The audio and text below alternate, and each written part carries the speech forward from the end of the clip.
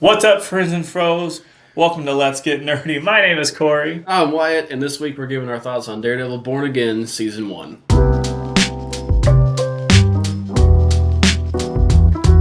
That is correct. The 2022, or no, what the fuck? What the fuck? The 2024 revival series of the Netflix series. Wait, We're did gonna. you say 2024? I said 2020. Oh, 2025. 2025 revival series. Holy shit. The Netflix series, Daredevil Born Again. Not adapting the Born Again comic book story, but just using its name. I'll let you, what. We got 9 episodes with the Daredevil. With the Daredevil. What do you have any, what are your general thoughts about this season? I loved it. I thought it was great. I think it feels... Okay, so I was mildly concerned when it first... Not mildly concerned. I was curious as to if it was going to be too different from the Netflix series or if it was going to feel the same, or just how that was going to go, because obviously the Netflix series, those 3 seasons were great. Everybody loved them. They had a certain tone to them. They did a fantastic job with those and just set a great tone for Daredevil. So I was kind of worried. I don't know. I don't think worried is the right word. Curious how Disney was going to handle that. And after having watched it, I think the soul of the Netflix series is still very much in there. But I do think it does have like a Disney wrapping on it, if you want to call it that. But I think overall, I think it's landed very well for me, and I really enjoyed it. I'm really excited to see what comes next in this Born Again series. Yeah, so I thought overall the season was incredibly strong. I actually to start off with a controversial opinion, I'm kind of glad we got a new cast with it. That particularly, this is going to sound weird. I'm not mad that they killed off Foggy. No, that's... Because Okay. of the original Netflix series, and I'll be honest, I love season 1 of Daredevil. Season 1 Netflix Daredevil, I would argue, is one of the best seasons of television ever made. I think season 2 falls apart kind of halfway through, and I'll be honest, I've actually never even seen season 3. The Netflix series, really? yeah, so the Netflix Marvel collection, the closer they got to the Defenders, the more I kind of disconnected. They kind of would how do I say this? Because Luke Cage season 1 was awesome. Jessica Jones season 1 was awesome. Yeah. And then once they all kind of started getting into season 2, and it was clear they were trying to build up to the Defenders, it just something didn't click with me, and I ended up falling off. I don't think I ever finished Jessica Jones season 2. I don't think I ever finished Luke Cage season 2. I finished Daredevil season 2, but once you got out of the Punisher half of that season and into the Hand, yeah. I kind of lost interest. And I'll say this: the Punisher Netflix series is the only one I've seen every single episode of, because I think that one's the best of them. It's so fucking good. And spoiler alert for that, I think John Bernthal, the little that he's in this series, fucking kills it. Literally has one of the best scenes with Matt in the whole season. But anyways, getting back to, I'm not mad that they killed off Foggy, because one of my least favorite dynamics is whenever he and Matt get into their this isn't what we do, Matt. We're better than because they would kind of get into that, I feel a lot in the series. And that was one of the dynamics I really wasn't looking forward to. In fact, they even kind of touched on it a little bit in the one episode Foggy's in, and it made me roll my eyes of when it's revealed that Foggy has one of the his clients staying at his house, and Matt's why wouldn't you tell me? And Foggy was well, I didn't want to give you a reason to, I didn't want to give you a reason to be Daredevil. I remember him saying that, and I immediately was fuck, are we doing this again? Are we immediately? So, with that, I was very excited for this season. And I know what you're meaning, because there was, not reports, but confirmations of a lot of reshoots. They pretty much at one point, literally started the whole thing over.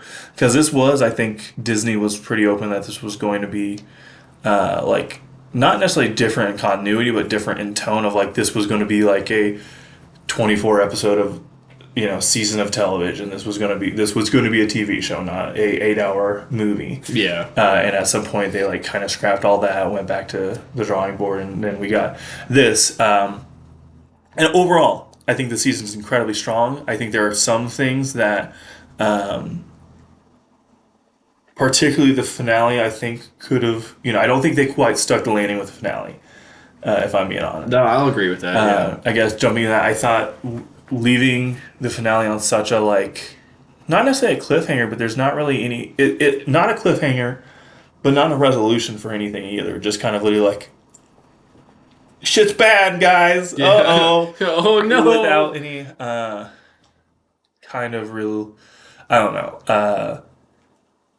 So I don't know if this is true or not, but I read somewhere that that it was intended to be that I think what is season 2, like this was supposed to be one whole series, or one whole season, I guess, rather, and then they've kind of cut it because maybe due to the reshoots or whatever. I really don't know, but maybe that had to do with it. Like they kind of cold cut it here, yeah, and then to reshoot or shoot season 2, if you will, yeah. So maybe that's why it feels a little unnatural. I can imagine that, but with that, kind of getting into some more details, I did love the overall plot. I loved that they pretty much made that they made this a Matt Murdock show, not a Daredevil show. Yeah. Very much him trying to be Matt Murdock and nobody else, and then I like the.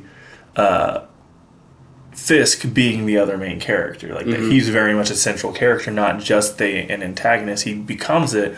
That's one thing I really love throughout the series. Of at first, you get that first awesome scene of them, not the first, but that scene of Matt and Fisk meeting in the diner and having that this is entirely unpleasant to see, and just such a great back and forth. Vincent D'Onofrio, I don't think gets enough praise for how good of a portrayal of Fisk he does. Obviously, everybody who talks about it says he does a wonderful job, but this is gonna bear with me here.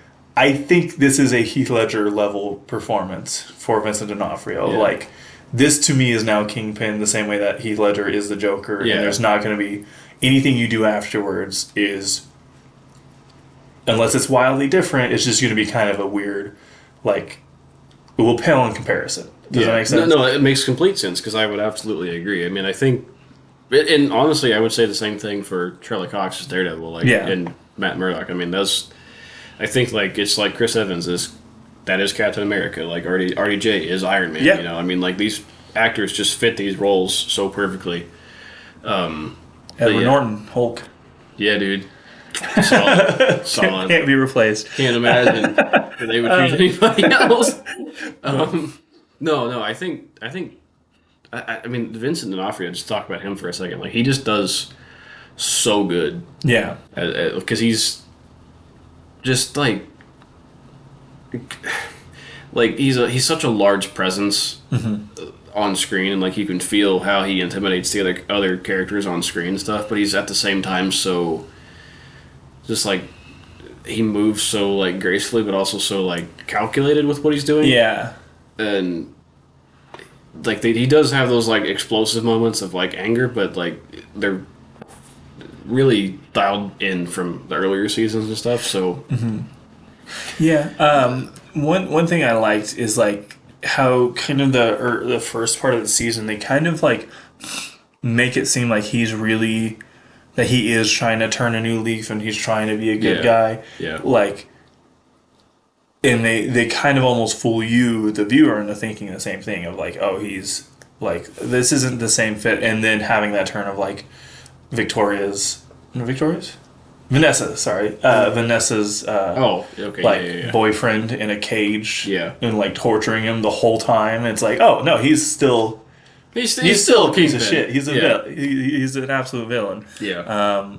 And I love that kind of as a dual narrative of he's not trying to not be a bad guy. He's hiding that he's being a bad guy. Yeah, yeah. Compared to Matt Murdock trying to kind of stay above things and not put the mask back on, not go back into that world. He's trying to, stick to Foggy's ideals of being doing this how he thinks it should be done. Yeah. And then having that moment of like, probably my favorite scene in the whole season is when he's in the apartment and those two like crooked cops find him.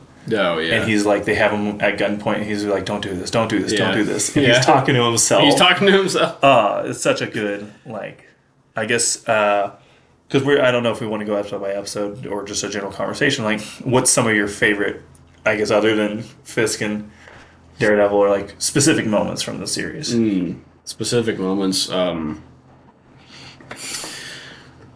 I think like, obviously like anything with Frank on screen. Yeah, I fucking love so much. That's such a that specific scene. You talk about it. But yeah, well, okay. So and then like, I guess I'll just talk about Punisher in general for a second. Like, like White Tiger, which. Okay, I'll talk about White Tiger for a second, because you have to talk about one to talk about the other. You have to talk about one to talk about the other. That whole, the court scenes with White Tiger and that whole story arc was pretty engaging, and I like that. I wish there was more of White Tiger, and I didn't know until after the season had ended that I was reading about it, like the actor had unfortunately passed away. So I don't know if that's why they wrote his story to be as short as it was, or what exactly. No, I think they did that. So I didn't know about the actor passing away. That's very unfortunate. I guess he had cancer actually, so he passed away. That's terrible. Yeah, but that sucked. But what were you gonna say? Because the White Tiger in the comics is the niece in the show, so I think they're trying to set her up to be the White Tiger. Right. And I would actually argue, personally, in terms of like what's actually the best thing in the show, is I think the White Tiger storyline is the strongest of just like those courtroom scenes of like kind of making it a not a superhero show but like a courtroom drama. Yeah. And I love the idea that especially it shows how normalized superheroes are in this world, like where the Netflix series always was like reference the MCU and reference being a part of the MCU. Mm-hmm. I like how much this one was like, no, this is the MCU. When Kingpin's vilifying vigilantes, he's talking about Daredevil, he's talking about Punisher, and he's talking about Spider-Man. Yeah. Which is like, fingers crossed, hopefully we get Spider-Man. Dude, that was so fucking cool. I actually got faked out. I thought Spider-Man had showed up at one point when like the Punisher cops are going nuts and like killing vigilantes, and they're like, oh, it's just a kid. I was like, wait, what? Where? I thought I had missed Spider-Man. But no, it's just me being dumb. But I thought that was just like those scenes with the White Tiger and that plot line of of him being like, I feel like the White Tiger being like, I can't help but be this. Mm-hmm. I thought was among the strongest of the season. Yeah, that guy. He's just that actor. He did such a fantastic job, and I don't know what else he's been in. I don't remember seeing him before, but he did a fantastic job, and there was so much emotion in those courtroom scenes, and in the scene of him finally putting the suit back on again, and the music playing and running, to do the vigilante things, and then he's fucking killed out of nowhere, which was incredibly surprising and shocking, and I did not expect that at all. No. I think that surprised me more than the Foggy thing did, and that even surprised me quite a bit, because it was so early on. But anyway, he's killed just from a shadowed figure off screen and stuff, and then it cuts to being able to see a Punisher logo, but you can't see who the person is, so it's like, I kind of assumed that it wasn't Frank, Yeah. Because why would he kill some random vigilante? That doesn't seem like something that Frank would do. No. But, here we are. But that leads us to Matt finding the bullet casing with the Punisher, which I don't know how he was able to track that from like down the stairs across the thing and into the gutter or whatever, but he did. I he think found that's it. Like so maybe smelling it, or I don't know. It's I don't know. It weirdly reminded me of in in Fast and Furious, the one before Fast 5. What the fuck? Fast and Furious when Letty gets like killed. Yeah. And Vin or Dom is just standing in the street and recreates it, like almost has the Arkham vision of that's what it reminded me of in a weird way. I think this one was done better. I don't think this was as good as Fast and Furious, obviously. Specifically, the fourth Fast and Furious is like untouchable cinema. No. I do like that movie. It's a solid one. It's one of the more solid ones, but I think that's. We'll talk about Fast and Furious another day, I'm sure. Hey, we can do that series. But I don't know, leading to that scene between him and Frank. Yeah. I thought was. Which question? How did he know Frank was there? Like, I have a feeling that's one of those things he never stops keeping track of Frank. Yeah, because he knows Frank is such a volatile factor. Yeah. That he that's fair. Yeah. Which also, he's just living in the basement of he's just like a handyman for an apartment building. Yeah, he's just hanging out. Yeah, which is funny because if you watch how season 2 of Punisher ends, he's just like, I'm full on Punisher. This is what I do now, and he's like, well, actually, I'm a janitor too. I got to pay for the shell casing somehow. And that confrontation of him and telling him say his name, I think that scene is my favorite scene in the whole season. Oh yeah, just because what we talk about Charlie Cox and Vincent D'Onofrio, John Bernthal as Frank Castle awesome. is just such a visceral performance. He always just has this feeling of a raw nerve, ready to spring. Yeah. And he just does it so well. I think John Bernthal is one of the genuinely the best actors going. Period. I completely agree. Because everything he's in, from literally seeing him in The Walking Dead on, just kills it. Every time he's on screen, the project is better for him being involved with it. Yeah, no, I completely agree. And I was actually going to bring that up too. That he's quickly become one of my favorite actors, and the Accountant 2 is out this weekend, and I don't really give a shit about anything to do with that movie other than John Bernthal's in it, and I want to go see it just because he's in it. But no, I think he is just such a great actor, and to the point we were talking about Matt and Kingpin earlier, and their actors being fit for those roles. John to me he's Punisher. Yeah. So I mean, I know there's been others, but I just don't think that they've landed. Thomas Jane, one of the previous Punishers, has said that Bernthal does it better than any of them. Oh. So even other Punisher actors would agree with you. Yeah. But there's so much emotion in that confrontation, and they just do such a good job. I think they do such a good job together on screen. Yeah. But you can just see they just do so good, conveying the emotion, and that specific moment when Frank goads Matt to hitting him. Yeah, and Matt finally screams at him and has the sorry, yeah. I'm sorry, he apologizes and stuff. Apologize, it almost it seems like he's apologizing to Frank and himself of I'm sorry, I didn't mean for that to happen. Well, he might almost be apologizing to Foggy in a way too, because he's trying to uphold this ideal that Foggy had. Yeah. And he's giving into that darker side, so he might be apologizing to all three of them in a sense. Yeah. So, but there's, I don't know, there's just so much just raw emotion in that scene, and I mean, I've went back and watched that scene several times, but I haven't gone back and watched a lot of the other scenes in this season. I've watched every episode twice. Oh yeah, damn. I literally because it's so okay. I'll say this: every episode except for the finale. Every episode I've watched twice just because something in each episode hit so hard that I'm I have to go through it again just to see to pick up on things I missed. Pick up Yeah. I also loved the bank episode, the bank heist episode. That was really fun. As such a self and it self-contained, but it had tendrils of everything. Because I think that was still before he had fully put the suit back on. Yeah. And it ending in him breaking the dude's fucking leg. Yeah, dude. You know what's funny? You know what it looked like to me? What's that? Your mind is my mind. What am I thinking of? Like when he jumps up in the air for the double stomp. We must be disconnected because I'm not, not catching it. It reminded me of Finn Balor's coup de grace.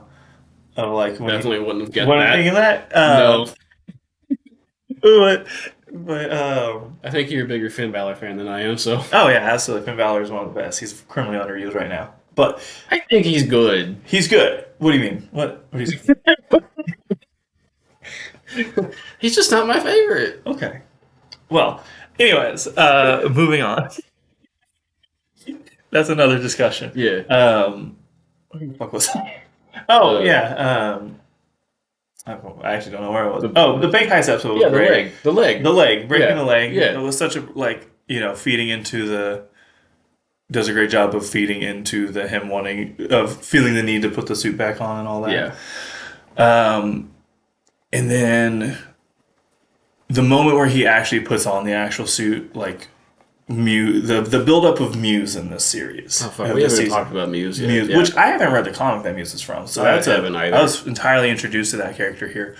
I do think I don't like how quickly that story is over. Same. Yeah.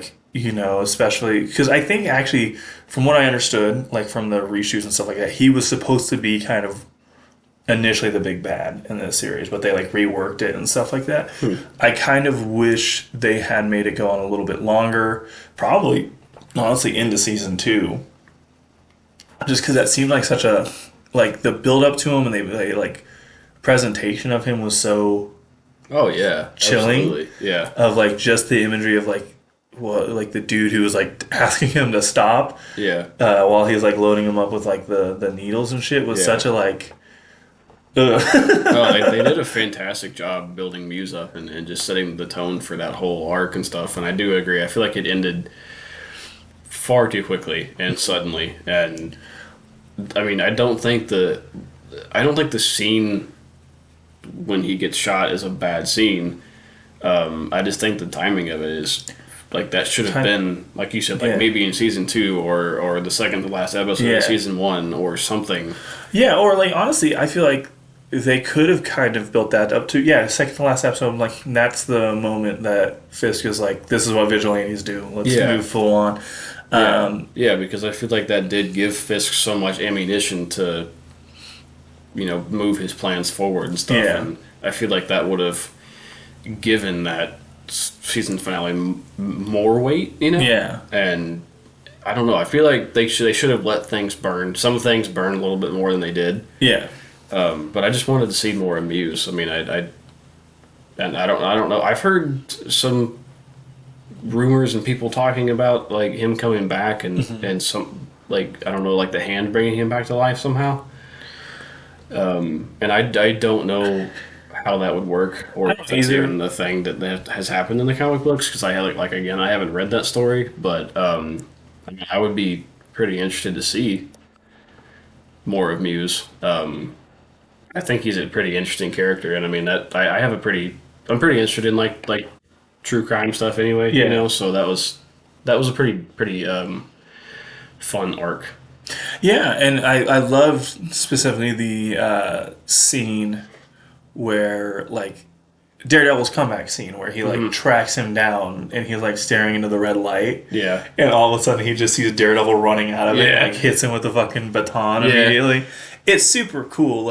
And that's the thing, almost every scene by itself in a vacuum with the Muse were really good scenes, were awesome. Yeah. It just felt like there was in between things missing, it just felt incomplete as a whole. It did, And with it, I feel like that's kind of the narrative for the season of a lot of really interesting things introduced that never felt fully realized, particularly Heather, right? No, Heather. Yeah, Heather, his new Matt Murdock's new I guess love interest. I like the idea of her being a therapist and being able to break him down, but even have an idea, like have like a hey, you're not my client, I'm dating you, you know. And then have them having the conversations about like vigilantes and stuff. I almost don't, and like it started out really interesting, but I almost don't like how hard she switches on vigilantes immediately with after the whole news thing and being like on board with Fisk's plan and stuff like that. It just didn't seem like it just seemed out of nowhere, and it kind of was one of those things that felt like it was missing a couple scenes. I feel like this, like you can tell where this season kind of suffers from the reshoots, I think. But and to that point though, I've heard that, read that like a lot of the actors, well, I guess like John Bernthal and Charlie Cox were talking about how, I think Charlie Cox, I don't remember. Anyway, fucking, I'll just say it on that side. Have talked about how the season definitely got better with the reshoots, which makes me kind of curious as to what it was like prior to the reshoots. You know, like what they were gonna do. I mean, if it was anything like the previous Marvel shows, it wouldn't have been great. Would not have been great. No. I will say that this is definitely, if not the best Marvel, like Disney Plus Marvel show, it is like top 2. I don't know what other show I would like. You know what's funny? The only other show that I would be like is as good as this, I think suffers from the same issues, and that's Falcon and Winter Soldier. Where like 90% of the setup is awesome. Yeah. They just never seem to stick the landing throughout the series. But this is getting a second season. That didn't. That got a movie sequel. True. That turns out you and I are alone and loving it. I don't know if you've seen any reviews. Like, people hate that movie. Hate which one specifically? The Winter Soldier, not the Winter Soldier. What's the Captain America? Oh, Brave New World. Yeah. Some people have been hating on that movie. People need to get their shit together. But I guess kind of moving to wrapping this up, unless there's anything else specific, like. I think that just to kind of continue on for a second of that thought or that conversation we were having, I do feel like this season should have been more like, I don't know if I would say 16 episodes, but maybe like 12, 13, 14. Mm-hmm. Like, I think if they would have just kind of left some room for things to grow a little bit more, I think it would have let those plot lines flourish a little bit better and things land a little bit better. But, to that, I just lost what I was going to say. Okay. It literally just ran out of my head. I like how they didn't shy away from like the Netflix style of like heavy-handed like violence. In the show, because I was kind of curious how that was gonna go. But they stuck with it. I mean, to the leg breaking and Matt stabbing the guy's arm. Yeah. And then him in that same apartment fight, it almost looked like he killed one of the dudes. When like he like slammed them on their neck, it looked like he like killed that guy. And then like the imagery of him when like Foggy does die on the roof, having like all the like blades sticking out of him and shit. Yeah, I thought it was really cool. So, and I guess we should probably talk about how like he throws fucking Bullseye off the damn rooftop, which I think that almost shocked me more than Foggy getting shot. Yeah, actually. But I I remember when that happened, I was like, oh! Yep. Like, I don't know, that was cool. And I guess to that point, too, Bullseye, I think he's great, and I really hope we get to see more of Bullseye in the next season. Cause, I'm sure you will. Yeah. Yeah. I mean, they definitely set it up to see more of him, but like... Using his fucking teeth to kill people. That part, I was like, I don't know about that, but it was so cool. Yeah, that part, I thought it was really cool, but it also did remind me of a little bit more of the Colin Farrell Bullseye. Yeah. And when he, like, kills the old lady with the peanut, he, like, flicks it into her throat so she chokes. But, like, and I did love how, in their fight in the first episode, he was still just, like, throwing all types of shit at, like, people in the bar. Yeah. Like, trying to kill as many as possible for no reason. I hope we get to see Bullseye and Punisher interact somehow next season. Yeah, I definitely hope we get more of the Punisher. So that's one of the. I will say that's one of the things in the finale that, like, why the finale seemed so just kind of like ham-fisted is the way I would put it. Is the way like, they went to like kill the guy who Frank was about to kill the guy who killed the White Tiger. So like the whole fight in the house. Yeah. Like Daredevil's not killing people, but Frank is. Yeah. Daredevil's not really stopping Frank. Yeah. But then there's this one guy that he's like, no, we can't kill him. There's a better way to do this. Yeah. And then Frank goes, what about this guy? Boom. Yeah. And then Daredevil doesn't do anything about it. And it's such a like, okay, so you're having this conversation, but then why have this conversation if Frank is still just doing this shit? Yeah. And then, the inclusion of like, I'll say like the inclusion of Karen to me it's not that it didn't make sense. It just felt like, oh yeah, by the way, she's here. Yeah, like I can see that. Like the way she just kind of showed up and it was like, boom, like, yeah. It would almost make a little bit more sense if like she put in a call to Frank to help Matt, but wasn't there. Or I don't know. It just, and like how quickly she gets there and he forgets about his Heather. Just how quickly he's like, Karen. Yeah. I think that's fair because like she did get there really fucking fast. Because didn't she say she was in like San Francisco? Yeah, she had been, so. But I think that it would have left a little bit of mystery too. If Frank had shown up and been like, yeah, someone called me to help you or whatever, and you don't know who did it, like who called. Yeah. But I hadn't thought about that. That's a good point though. That like Frank is just slaughtering people, and he is slaughtering people. Yeah. In the apartment, and Matt doesn't do like anything except for the one guy. Yeah. Randomly. The one guy who like we all agree deserves it the most. Yeah. I'm trying to think of any last things to wrap this up. The other one last thing is like I did also love the plot of like Matt having to actually like do his job and like take the case on of the guy who like got arrested just simply for stealing some like the caramel popcorn. Yeah. That was really, really good. That was great. Very compelling. Yeah. I guess I want to talk about the finale a little bit more too. Yeah. Sorry, don't let me. No, you're fine. Like the whole part when Frank's like he's done or whatever, but then decides to go back. And I guess there's definitely some tension between Frank and Karen, which Matt has picked up on. So I wonder how that's going to play out. Yes. Yeah. It weirdly feels more natural for Karen and Frank to maybe have some kind of a flame start here than Matt and Karen. And I think that'd be an interesting story to see where that goes to. But anyway, Frank goes back and gets captured or whatever. And that it didn't bother me at first, but it was kind of like that's kind of lame because Frank just walked right into it. But I feel like he did that on purpose. It does, but it also doesn't. It like to me it almost that's another thing that doesn't quite track.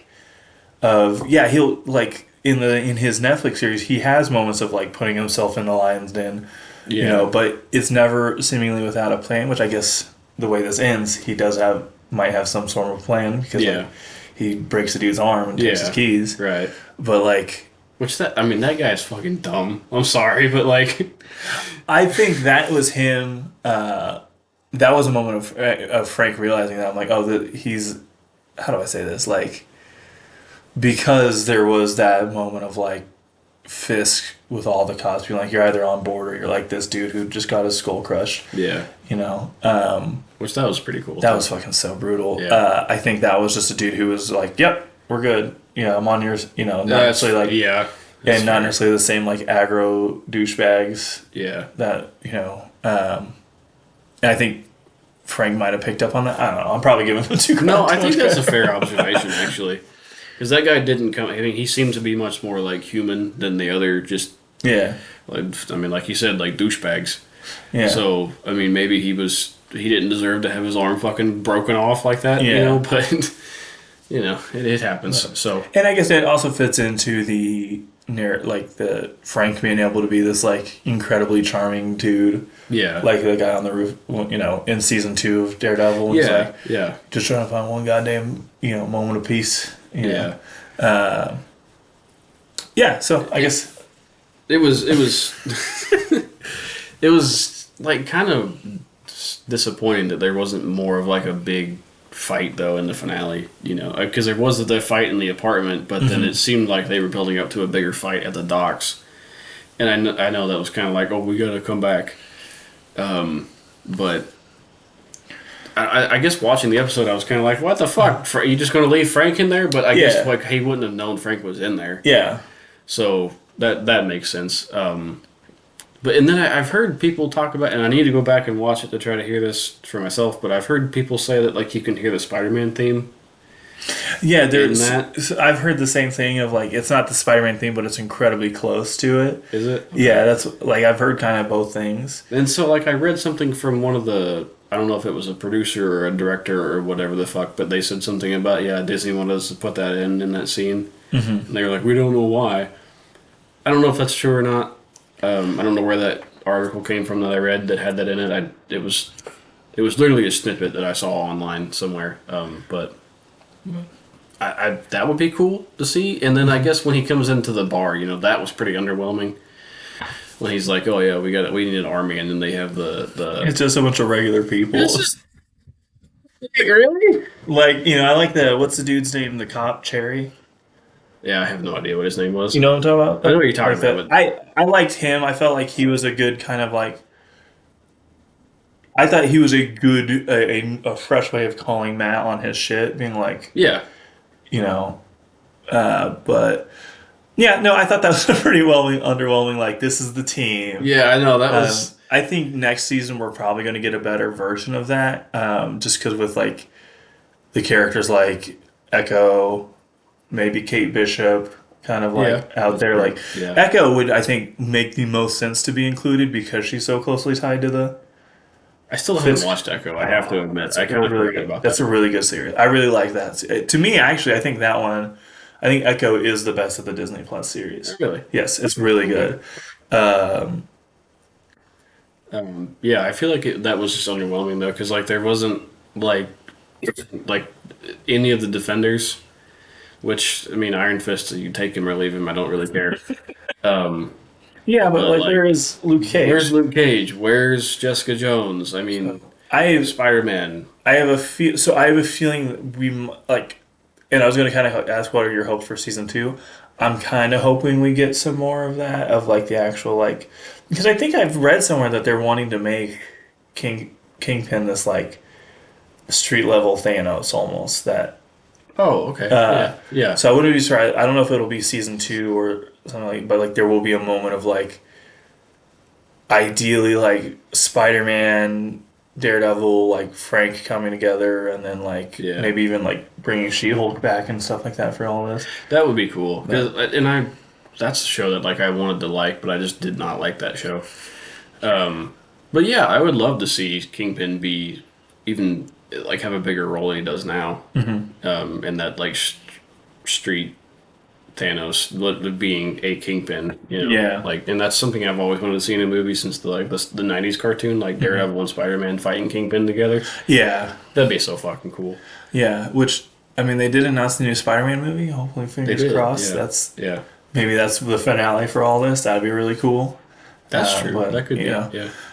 Well, I guess we'll just have to wait and see.